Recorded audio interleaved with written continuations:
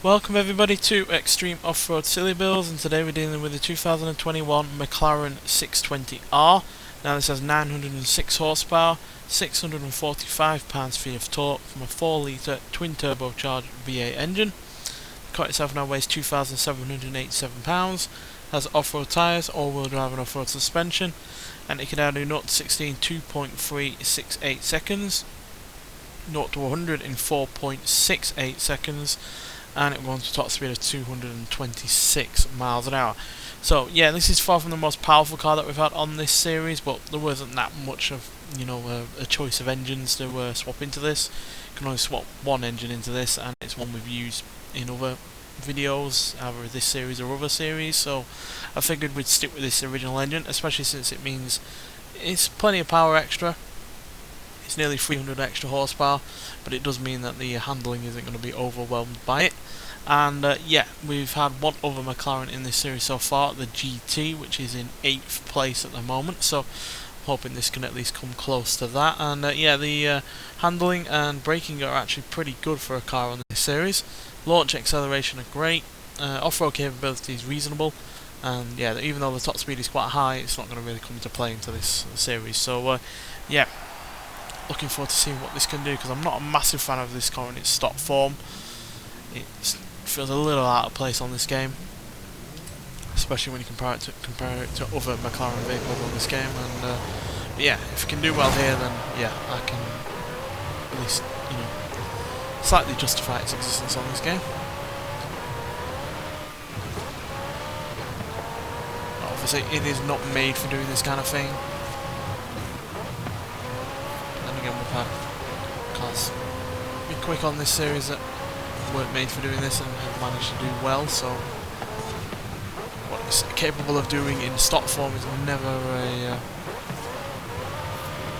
always a factor that means it can't do well here. Sure, it plays a part in some regard,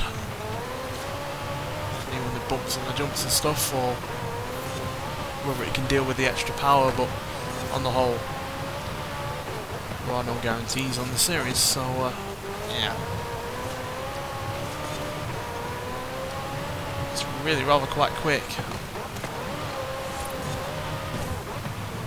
Let's keep the speed up.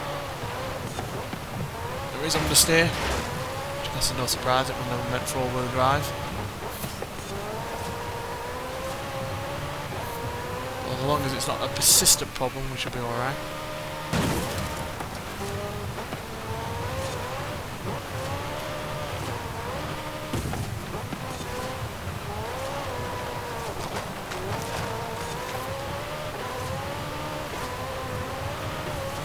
If anything's going to, challenge the likes of the Ford Mustang Mach-E at the top of the leaderboard, it's going to be something like this that has reasonable off-road capability in this upgraded form, but is also quick and agile.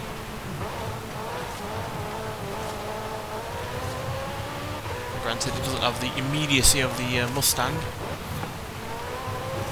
because obviously that was electric, but I think in terms of general pace, it's being able to keep up with it at this moment in time. So we'll know when we get to the end.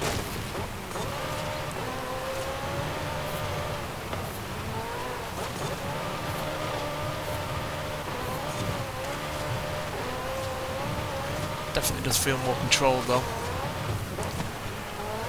The lack of weight is definitely helping it be quite agile.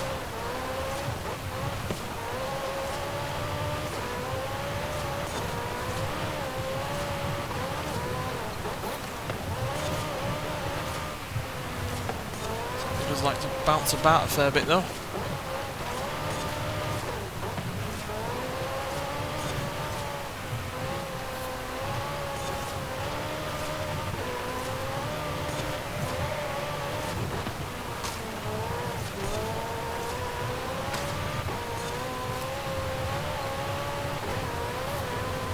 I definitely feel this has kept up a really rather high average speed over this course, to be honest.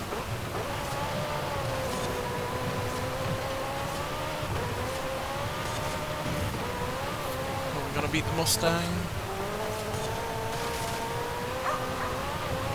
Yes, we have. Well, that Mustang did not last very long at the top of the leaderboard, as this has managed a 3-minute 19.341 time there, meaning that we have nearly beaten the Mach-E by 2 seconds, which, yeah, you could just tell though that this was quick.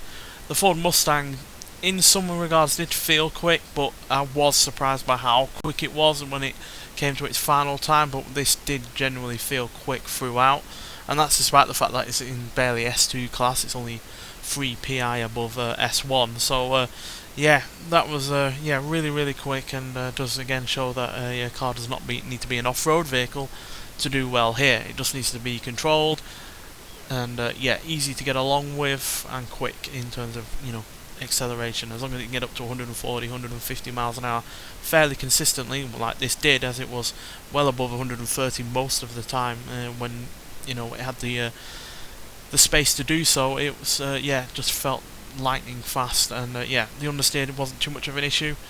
Was bouncing around a fair bit, but it kept it under control, and yeah, the downforce from that rear wing was definitely helping around some of the corners as well.